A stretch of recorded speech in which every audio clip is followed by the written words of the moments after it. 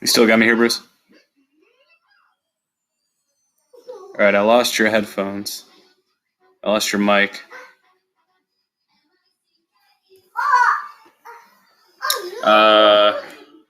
Maybe try signing out, signing back in real quick.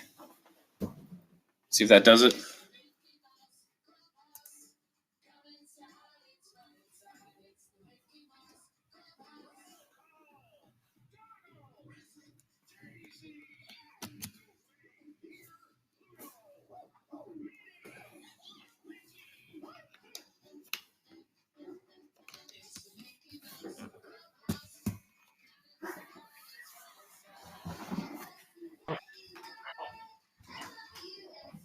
Can you hear me now?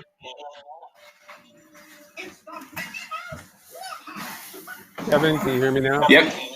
Got you loud and clear. Perfect. Just slide a touch to your left and you're all set. Awesome. Thank you.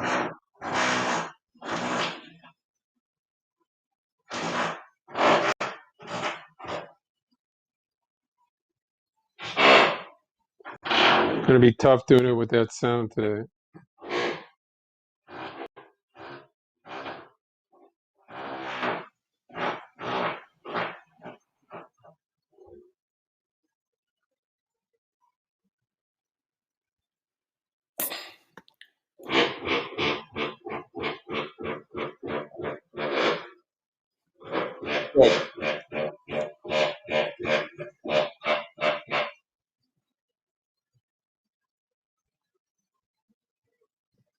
What are you doing, Bruce? Good, Malik. It's been hours, hour and a half. I know. How did that go? He was good though, huh? Yeah, good guy. Yeah, I thought that was good. Got a lot of stuff there. Smart guy. He had some good stuff on topics that you can really only ask him about. So that was good. What's up, you guys? See everybody frozen.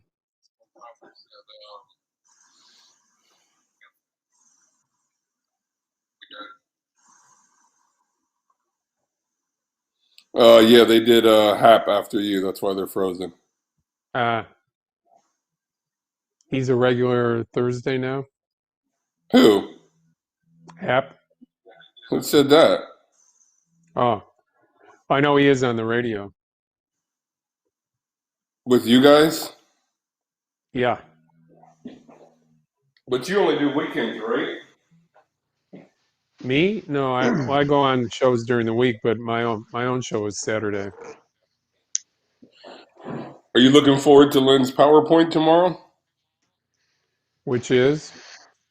He's going to break down the trials and tribulations of the seventh inning stretch. Oh, I'll probably be called on the carpet for that. Well, what happened was there was no time. There was no time listed on the email, and so I just tried to manually put it into my calendar. And when I did, apparently it invited everybody again. So I started getting all these emails. Did you invite me to a meeting tomorrow? I'm like, what? I don't know.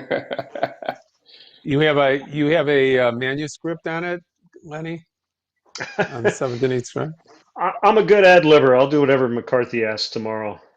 I'm sure he'll put me on the spot for some reason. I deserve it.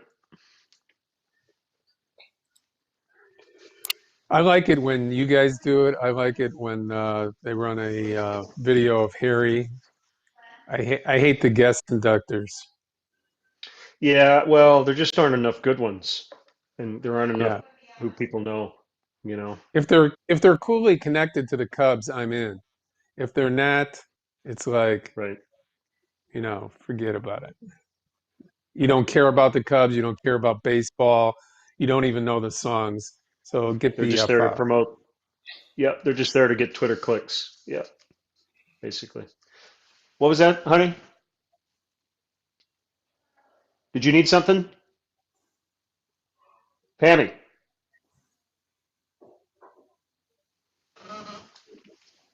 Okay.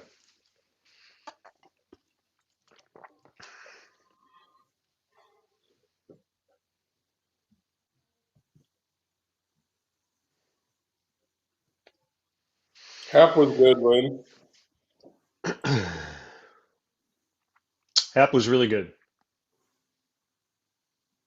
It's very thoughtful. You see any difference in him now compared to a year and a half ago, Lenny? I think he's relaxed a little bit. I think he was wound pretty tight when he got here. He seems to have kind of just a little bit. What do you think? I I saw him in spring training. He was a little bit more humble than he was before he got sent out to minors last year. I think No doubt. he had gotten he and ahead Hap. of himself, I think. Yeah. It's easy to do when you're a Cub. Yeah. You know, I can think of a lot of examples of it. Yeah, It happens. you're the fifth Beatle. You mean Eddie Murphy?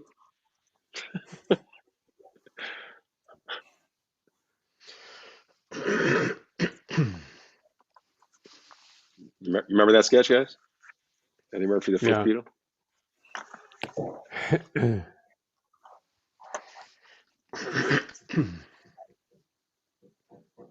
When are you going to get Eddie Murphy in, Cole? Hey. He's got a new character, I guess, that's like kind of like Little Richard / the guy that he played in Dreamgirls. I guess he debuted like a trailer. I forget the guy's name, the name of the character that he's playing, but it looks pretty funny. Mhm. What's up, Cool. Elise? What's I up? liked. Hey.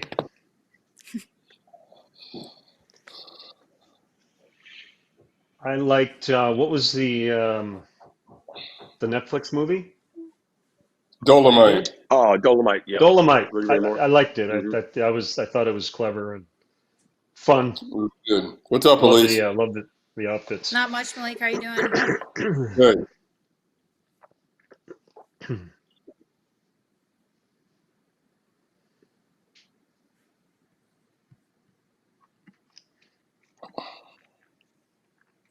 Kevin, lip syncs Elise- all good.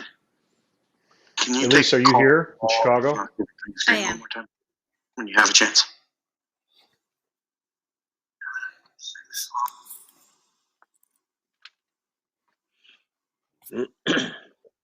Bruce, you inspired me to wear this shirt today. The Povo, yeah. Yeah, man. Gonna break up, Kevin? It's all I used to buy. Jim Henry, the old GM, said, "Hey, Gonna break what up? the hell? You go and you buy a dozen of them every year." Yeah, well, they feel good. They look good. I feel like these ones too they're they're smoother. They're not like the bumpier ones, and they Yeah. last a little. They have a little more stretch to them. They don't fall apart as quick. There's an outlet on the way to Palm Springs that has great prices, man. Yeah, you get them for Malik knows 30, about it. 30, 31 bucks each. Yep.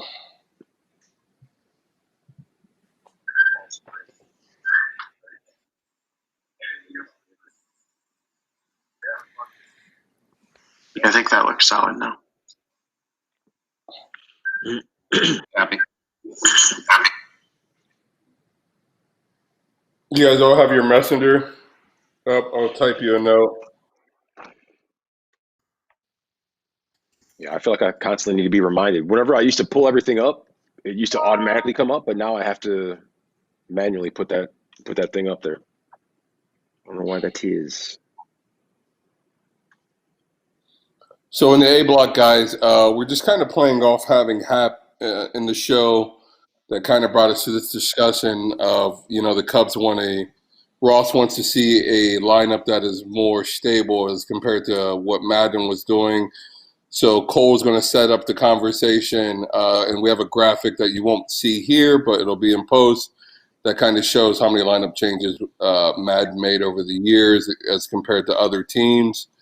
So we'll start with Lynn, then we'll go to Elise and Bruce. And then we'll just kind of have the conversation about that, about what we can expect to see from Ross in this first year, keeping in mind too that lineup changes may be a necessary thing if you're playing a lot of games in a short amount of time. So there's a couple of things that he's got to weigh here. So that'll be our Shorter A block. leashes for guys. Yeah, that'll be our A block conversation. So you guys have time to dig in on that. Kevin, just give me a single whenever you're ready to go, please.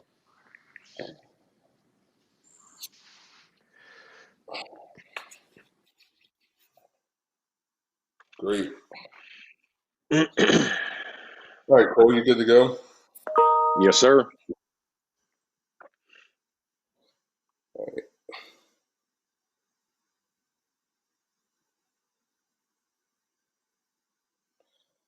Okay, everybody, here we go. Good energy. I'll count you in, Cole. 3, Yep. 2, 1.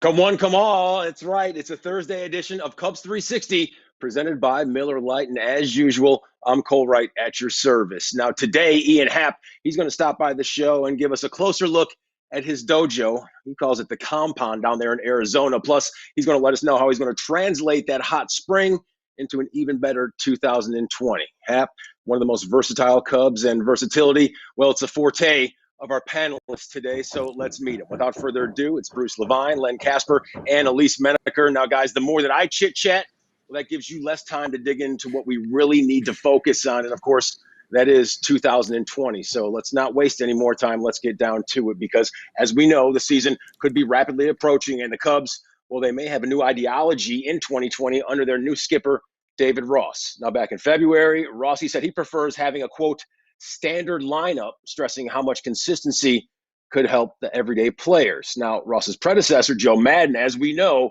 he liked to tinker. He liked to move players into different positions and different spots as it pertained to the lineup, especially in his last 3 years once Dexter Fowler went to St. Louis. Now, the Cubs, they featured 434 different lineups over that span. That would be the fourth most in baseball behind Toronto, Los Angeles, and the White Sox. Now, in 2019, the Cubs, they had 140 unique combinations. Now, a little bit later, right here on Cubs 360, we're going to chit-chat with Ian Happ. He's going to join us, and he could be one of the last interchangeable Cubs, or maybe he won't be. So, guys, given the format of 2020, when the Cubs are looking for that consistency, how are they going to find it, Len? It's a great conversation to chew on, because the routine's really going to be messed up for a lot of these players. And so I do think having a bit of a set lineup could be beneficial. This is a conversation that's gone on for decades, right? How much it matters where guys hit and where they feel comfortable. I think generally it doesn't matter a whole lot if you tinker a little bit on a day-to-day basis. There are some platoon situations involved, and I suppose in those cases he could just do a Bodie for Kipnis, wherever Kipnis ends up against righties in the batting order. I'm assuming there's going to be a DH in the National League, so it's probably 1 through 9 position players, and Ian Happ might end up being a number 9 hitter on opening day. But basically, the top of the order is the most important as I look at it, and it's going to be Bryant, Rizzo, Baez, 1, 2, 3. Those guys basically play every day. After that, you can tinker a little bit and go right, left with the 3-batter minimum. I think it's a nice looking lineup on paper. Yeah, Len, I'm with you exactly how you started the conversation with, because if we have this 2020 season, it's going to look very different. So I think the simpler, the better, the more consistent, the better. Now, of course, with sabermetrics and analytics, with the shift, pitchers coming out of the bullpen throwing 100 plus, starting pitchers only going 5 or 6 innings, it's not uncommon to see a lot of changes in lineups and changes throughout the game. But I think in this situation, the more consistency, the better. And keep in mind, when we talk about the numbers, like I said, analytics and sabermetrics, these guys are humans too. And we know that baseball players are creatures of habit. So the more that you can remember that they want to get in that routine, and the routine as it is not going to look the same this season, no matter what. So I think the more that you can keep the lineup consistent, the better. And that way players know, at least going to the field, hey, I know I'm playing this position today. I can warm up this way. This is where I'm going to hit, or however the lineup is going to look and what that's going to mean for them. And especially like you were talking about Happ, this is a player last year who played all 3 outfield positions and 3 infield positions situation. So maybe it would be nice for him Yep. actually to know day to day exactly where he's going to be. Yeah, I have a different look at it than both of you. I mean, you both make good points, but the reality of this situation is you're going to have a shortened spring training. You're going to have expanded rosters. You're going to have to find a way to keep all of these guys motivated and playing. And able to do that, Ross is going to have to move away from his initial idea of having a set lineup to having more guys involved. Remember, these guys aren't going to be ready to play 9 innings when the season starts. So automatically in the first month of the season, in order that for guys not to get hurt, you're going to be moving guys in and out and giving rest days off that you don't normally see in a regular season just to get their legs under them. So that's why I think that there's going to be a lot of different lineups, and David Ross will have to move away from his idea of a set lineup. They're just not going to be ready to do that right away. And with the expanded rosters, you're going to be able to take advantage of having more people there. Len makes a great point about the DH being something that helps solidify it, but you're going to move people in and out of that role too, depending on left-handed and right-handed pitchers. So my thought is that you're going to have a lot of flexibility and a lot of different lineups. I don't disagree with your point fundamentally, Bruce, but I would give a counter here, and that is with an 82 game schedule, I do think guys like Baez, Rizzo, Bryant, they might play more often than they would normally. It looks like we'll have Monday off days that those guys can utilize. The doubleheader Tuesday could be a little tricky. Maybe there's 7 inning games. We don't really know just yet. But that's why I do think the top of the order is pretty well set, whether it's lefty, righty. I don't think it matters. I think, Rossi's going to go Bryant, Rizzo, Baez. Typically against a right-hander, you've got Schwarber, Contreras, Hayward, Souza, Kipnis, Happ. That's a pretty interesting lineup, as you mentioned. Got to get Almora in there. Got to get Bodie. Got to get Caratini in there. And I think he'll do his best to keep everybody fresh. But it's a different season, and you get into that second half. Really, on opening day, I do think there's going to be a premium on playing your best lineup every day. Elise, like you touched on, there's something to be said for that consistency, knowing what your assignment will be the day and when you arrive at the ballpark. So who do you think will benefit the most when it comes to stability, 1 through 9? Yeah, so I mean, I mentioned Hap, how he played a lot of different positions last year. And I think anytime, like I was saying, and we've been talking about, there can be consistency, a player can thrive in that situation when they know what to expect. But I also think about, besides Hap, a player like Kyle Schwarber. When we talk about implementing the DH in the National League, I think a lot of people immediately assume that he could assume that role.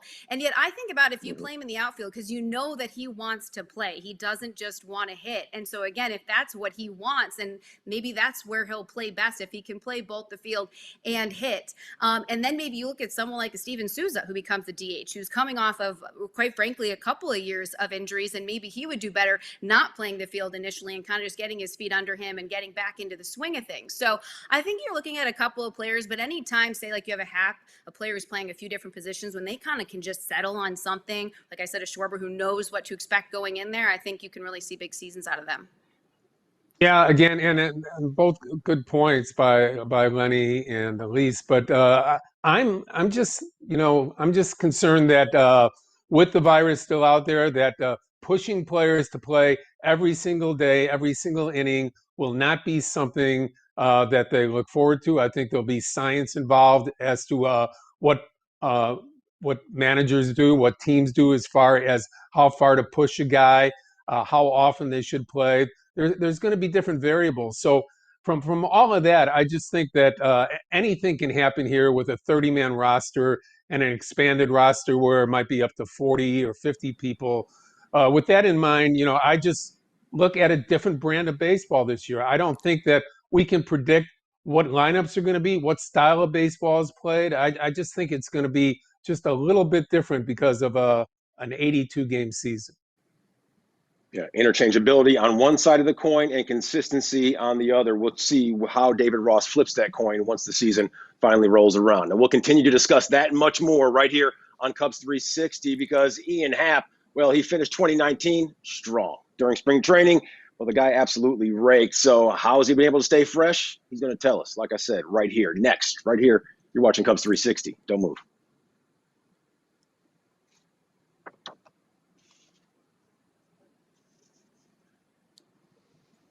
All right, you guys are clear. Good job.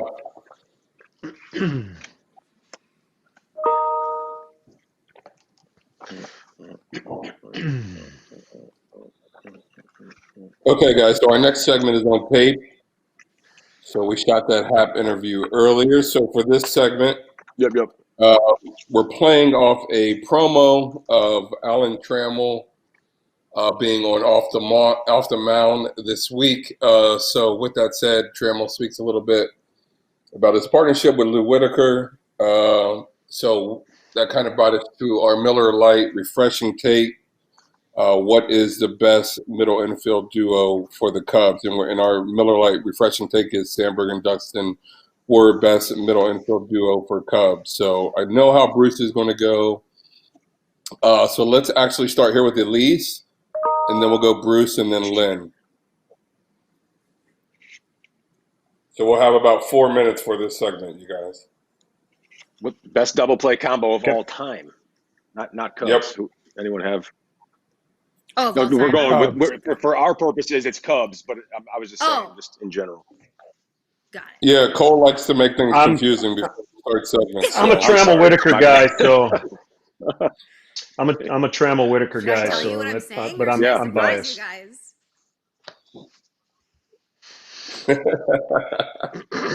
I'll surprise everyone. um,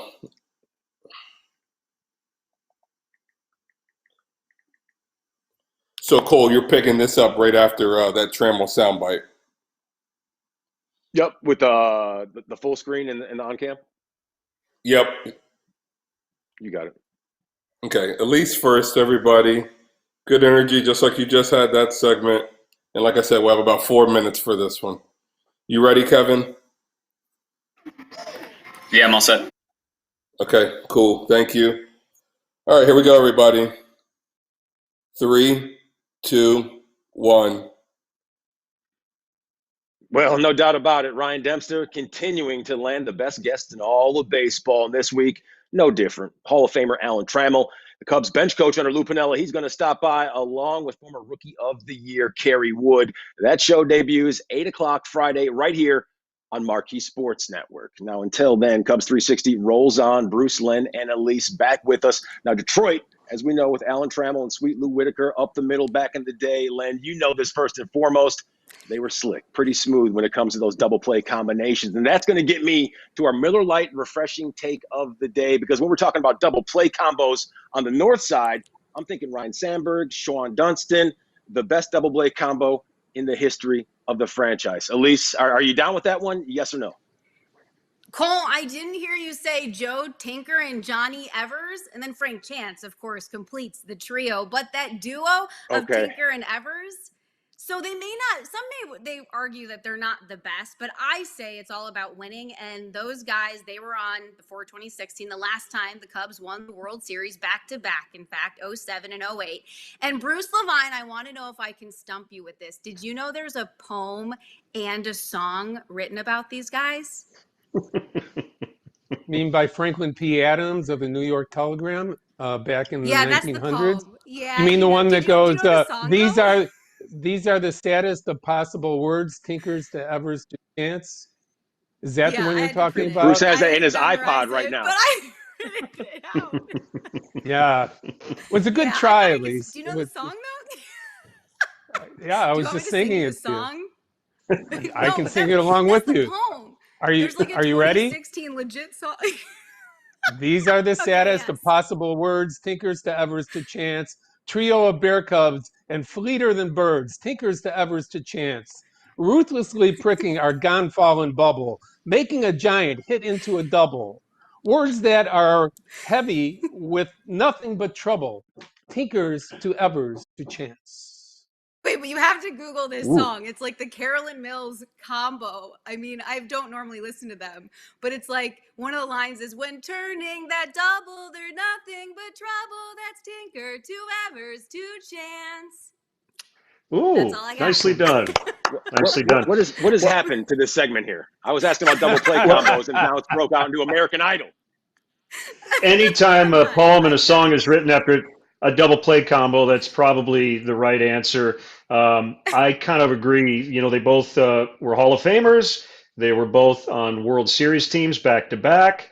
I was going to ask Bruce about what it was like to see them in person since I was not alive at that time, but I won't do that. And that's probably the best way to end the segment.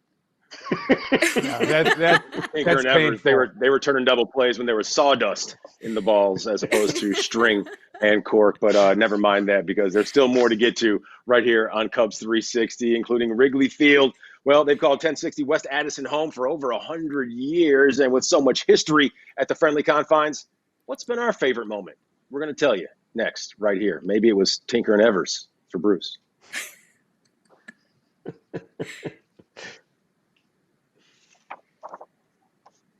Nice, good job, guys. I knew. Sorry, I didn't mean to cut it short. I just feel like we nailed it, and let's not ruin it. Yeah. No, it was good. No, good I knew call. Bruce was going to do that, but I didn't know at least had it in her arsenal. So very well done. Yeah. Very well done. That was good. Good You, job. Bruce. Yeah, go ahead. You know the poem better than me. This song. I had a gut feeling you were going there, Elise, because you had this little smile on your face. Like, mean? Gonfalon is a banner that they unfurled for championships. That's what a Gonfalon is. Or Gonfalon bubble?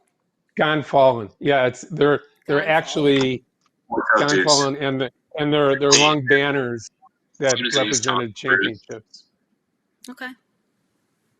I can't get you, Bruce. There's nothing. That's all I got. Yeah, you can. Bruce, have you ever tried out for Jeopardy? Okay, got it. Only if they had it in baseball. Otherwise, I'd lose. Baseball or I don't buy that. blues, blues. I'd probably be okay there.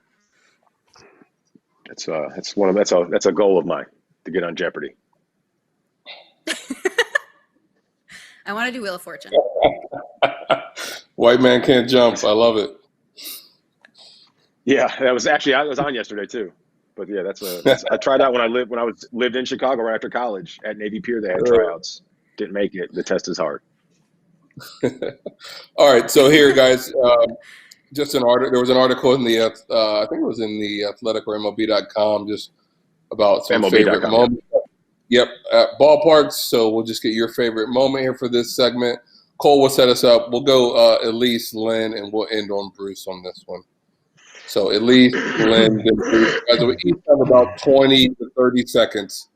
Okay, each about 20 to 30 seconds. Kevin, we'll just do this off the 4-shot. Copy, I'm rolling.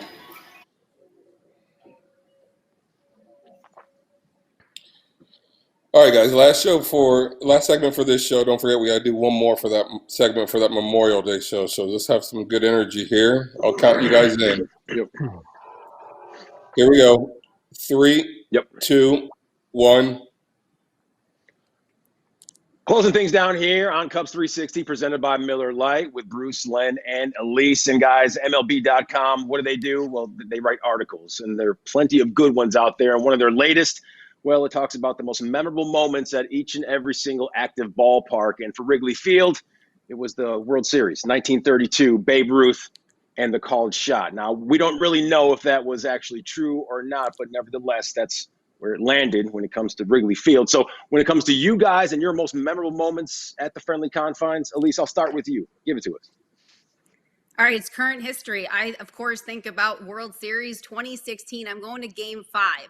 If a whole inning could be a moment, I would do that. But bottom of the fourth, it started with Chris Bryant. That home run he hit, the Cubs were down 1-0. He ties the game with the home run. And I remember Joe Buck saying, like, Wrigley was shaking. And I remember Joe Madden. I don't even think he cracked a smile after that home run. But the inning itself was just almost like magical, because after you had Rizzo, who thought he hit it out, hits the IV, and as they say, I guess the rest is history.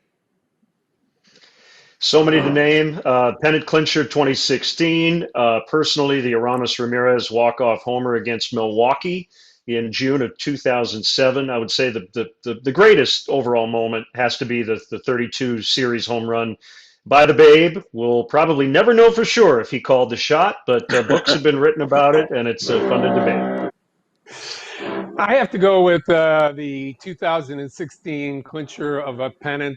First time that's done since 1945. It's the first time actually that a pennant is clinched in for the Cubs since 1932 at home at Wrigley Field. So just the moment where they clinch the pennant, and then there's 42,000 people screaming and yelling as Javier Baez and John Lester receive the shared trophy of the NLCS Most Valuable Player Award, and just taking that in, knowing my family members were there, and just savoring the moment that yes, the Cubs are actually going to a World Series. That's it for me. I mean, there's so many great moments that I've been lucky enough to experience there, but I would say from a personal and family and professional moment, that would be it. Okay, I'm gonna go 1990 All-Star Game at Wrigley Field. My dad yells to Ricky Henderson, "Throw us the ball." He throws it, bounces off my dad's hands, and the guy behind us, he gets the ball. So, Dad, that one's on you. You got to have better hands. We'll talk about that a little bit later. But until then, Cubs 360, we have run our course. So for everybody at Marquee Sports Network, including Bruce, Len, and Elise, I'm Cole Wright. We'll see you tomorrow. Have a good one, everybody.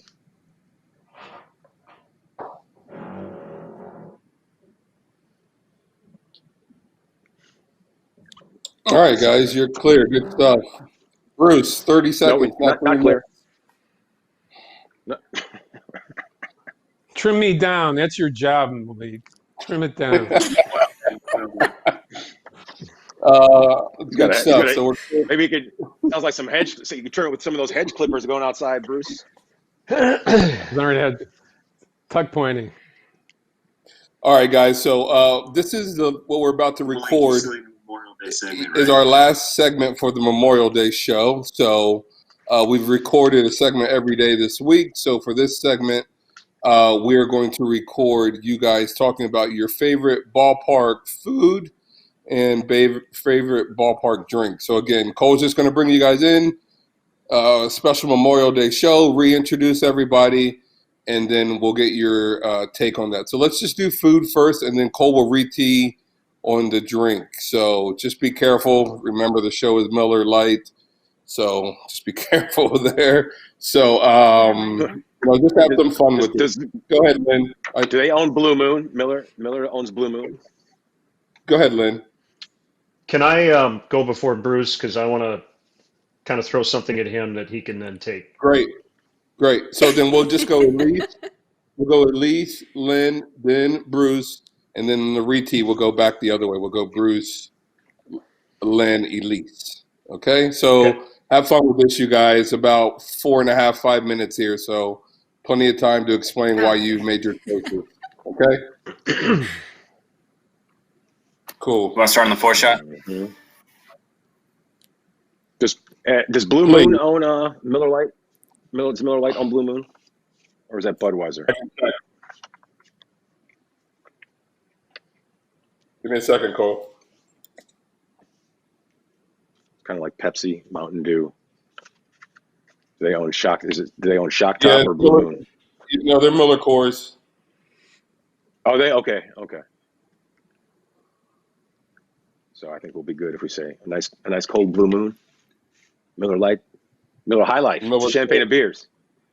You want the real answers? What if we were brought to you by Miller High Life? You want real answers or brown nosing answers? I want real answers, but like I said, if you're going to say a beer, let's be smart about it. We can say like Blue Moon, you're saying? No, Blue Moon is good. You can say Blue Moon. It's good. Made by Miller Coors. Yeah, that's perfect. Brought to you by Marquee. All right. So again, Cole will bring us in, introduce everybody, tee up that it's a special Memorial Day show, and then he'll go Elise, Lynn, and then Bruce, and then for the re-tee, Bruce, Lynn, Elise. Okay. And Len, did you tape one of those Memorial Day shows with us earlier in the week? Yeah, he did Monday. He did Mondays. Okay, cool. Okay, so it'll be at least joining Bruce and Len and I back here on Cubs 360. I would just yeah, exactly. You could do it that way. That's fine. No doubt. Okay. Just so it gives them a little more time to chew on I want to sit there and muddy up intros. Okay, Here you go. Again, guys, plenty of time. Just have fun with this. Here we go. Good energy. I'll count you in, Cole. 3, 2, 1. All right, round and third and headed for home here on this Memorial Day edition of Cubs 360 presented by Miller Lite and Elise Menaker, joining Len Casper, Bruce Levine, and myself right here on the show. And guys, when we think about Memorial Day, of course, we think about being outside and grilling and barbecue and ballpark food. So when it comes to all the ballparks that you've hit and when it comes to the cuisine up and down the concourse, Elise, who has the best? Oh, well, I mean, are we talking food here and what I'm going to get? Because I'll go to any vendor and go get a hot dog with grilled onions and mustard. Obviously, no ketchup. Okay. I really keep it No, old no. school. I like I like nachos with a lot of cheese. I always feel like the proportions are off, so you have to ask for extra cheese. Obviously, this isn't my first rodeo here with the nachos. And then I top it off with some soft serve ice cream in the plastic hat because why not? You put ice cream on yeah, top just of the make my- nachos, or you top off the meal? Oh gosh, with ice no, cream? Cole. Okay, I'm making my okay. rounds here. We're talking like Yeah, third I inning. didn't know if there was a sixth comma in inning. that You gotta sentence or not. space- Yeah. Probably not because I love talking about food, so I just keep going. Okay.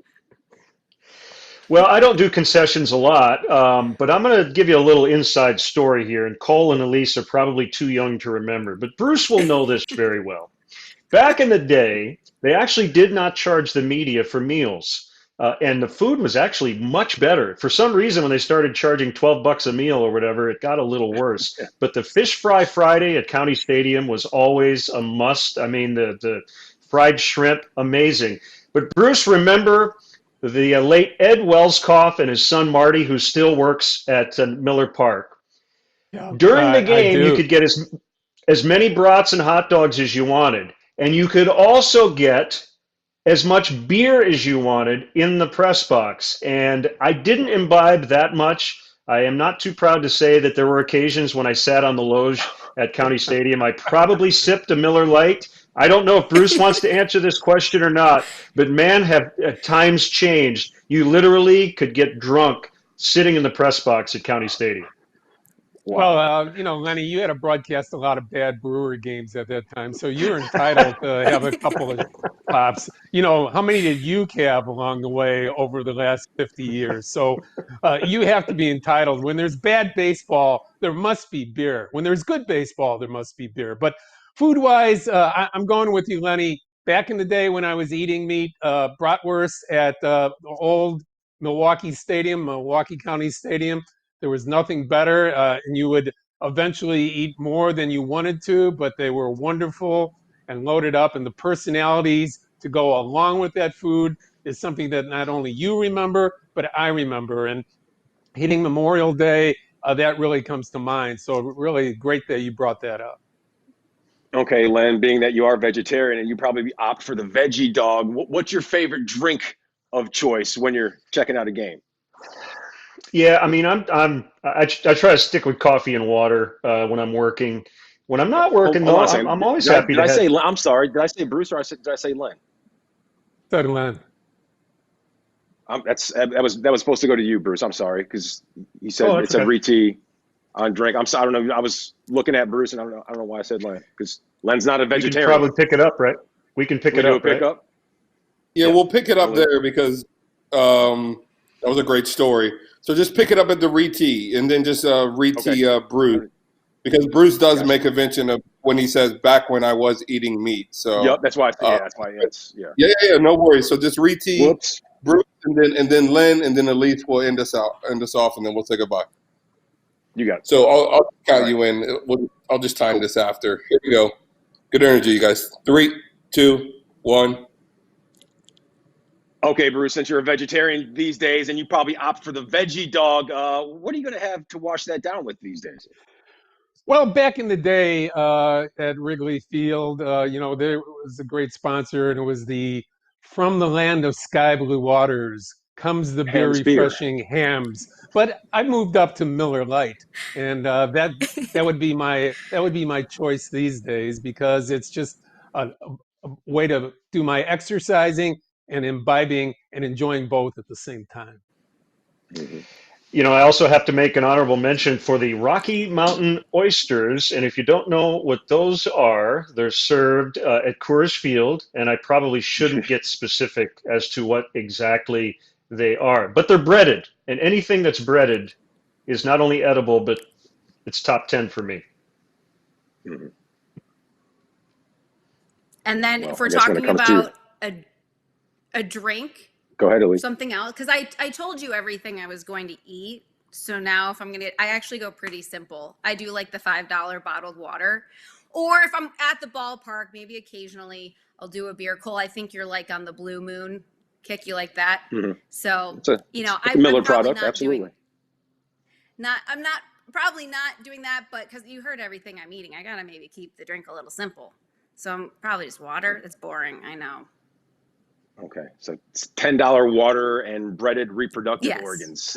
It's interesting here on this Memorial Day edition of Cubs 360 presented by Miller Lite. Like, I'll go with you, Elise. I'll just wash it down with the Blue Moon because, after all, it is a Miller Lite product. Now, our time here on Cubs 360 has run its course, but thanks to you and yours for opening up your homes and sharing your time with us here on this Memorial Day. So for Bruce, Len, and Elise, and everyone at Marquee Sports Network, I'm Cole Wright. Enjoy the remainder of your holiday, everybody.